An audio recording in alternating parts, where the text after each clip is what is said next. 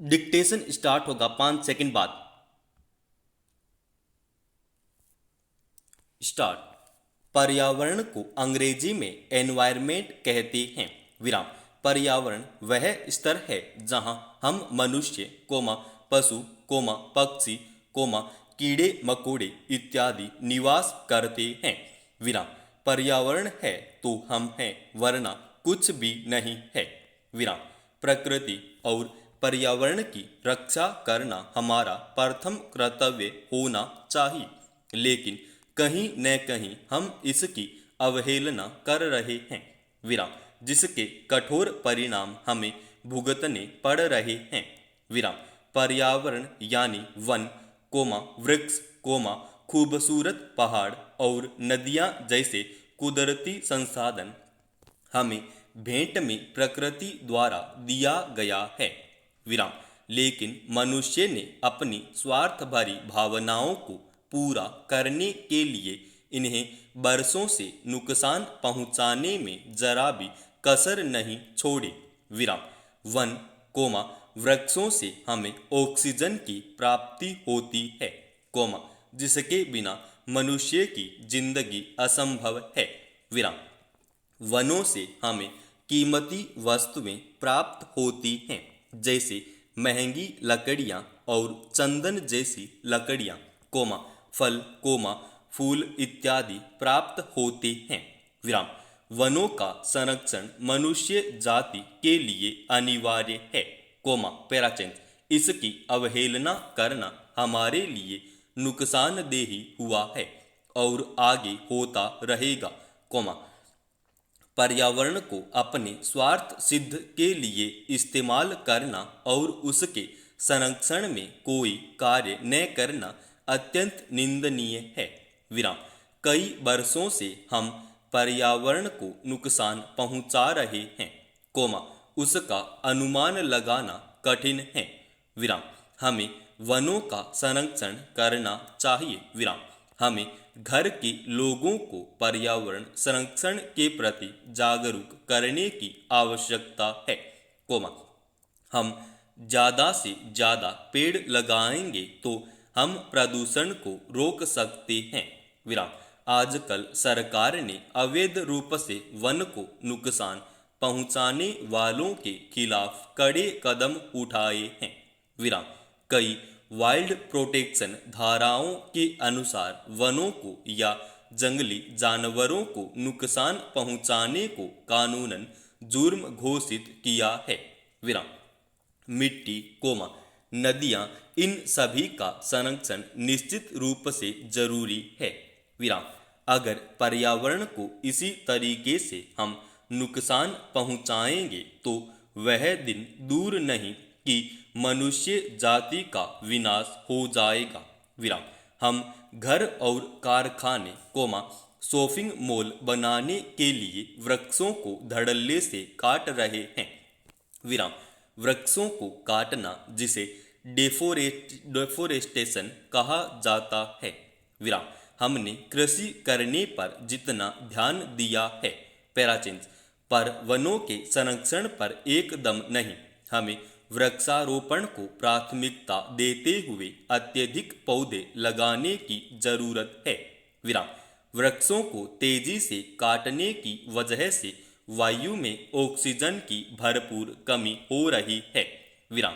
पैराचेंस दुर्भाग्यपूर्ण यह तथ्य है कि आत्महत्या जैसी घातक प्रवृत्ति पर दुनिया भर में शोध कार्यों का अभाव है।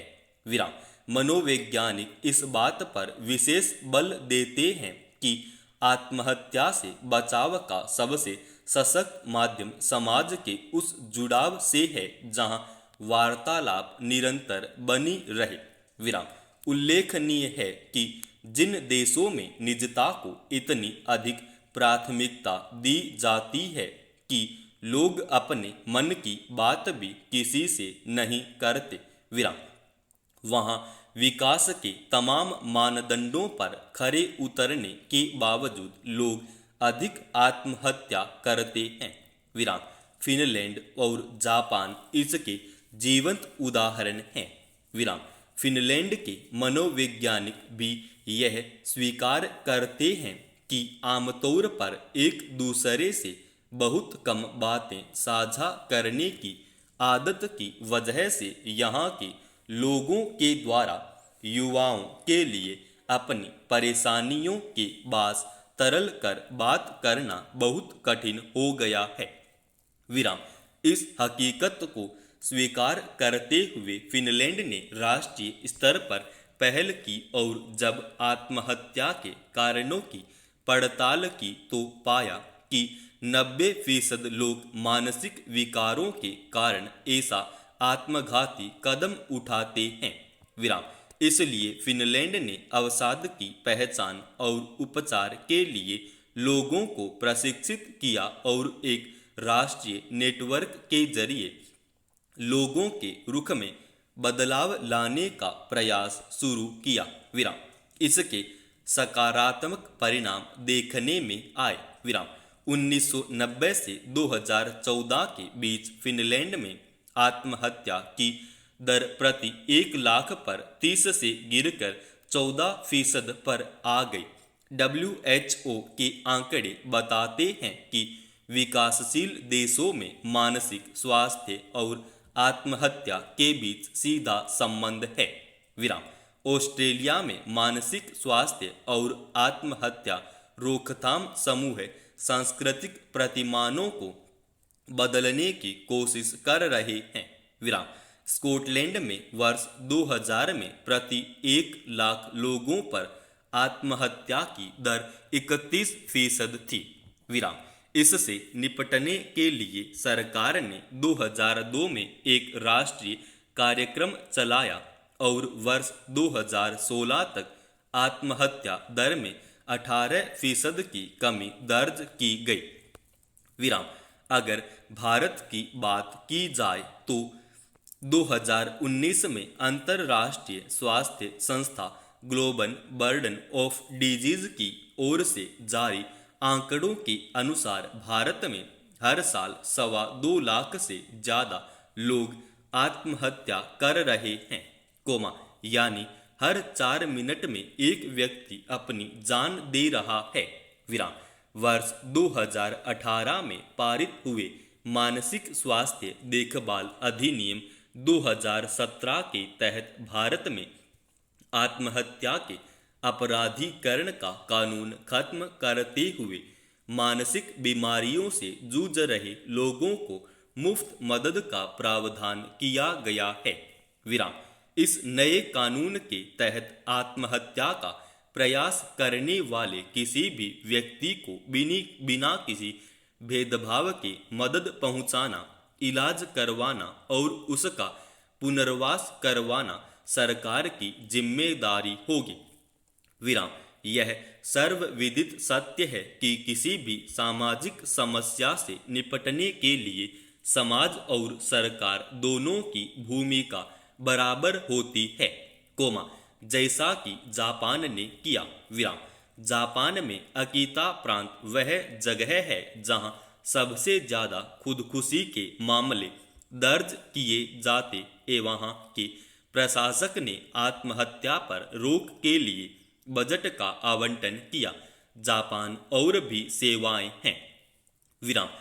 इसी कड़ी में 2007 में एक सुसाइड प्रिवेंशन प्लान भी बनाया गया और सरकारी एजेंसियों ने समझने की कोशिश की कि किन परिस्थितियों के चलते लोग अपनी जान लेने पर विवश हो जाते हैं। विराम। फिर 2016 में प्रांतों को सुविधा दी गई कि स्थानीय जरूरतों के हिसाब से बदलाव लाया जाए। विराम। नतीजतन जापान में आत्महत्या दर 1 लाख में से 27 घटकर 16 हो गई। विराम। जापान सरकार 2027 तक इसे किसी भी तरह से 13% तक लाना चाहती है। विराम। आत्महत्या की घटनाओं को रोकने के लिए जापान सरकार के द्वारा बाकायदा एक मंत्रालय बनाया है। विराम। मानव संसाधन का हनन किसी भी देश की अपूरणीय क्षति है। विराम। इसलिए भारत सरकार को भी इस दिशा में एक ठोस कदम उठाने की जरूरत है तथा पूरे विश्व में आत्महत्या की दर को कम करने के लिए सभी देशों के द्वारा अलग अलग कार्यक्रम चलाए गए हैं। विराम समाप्त।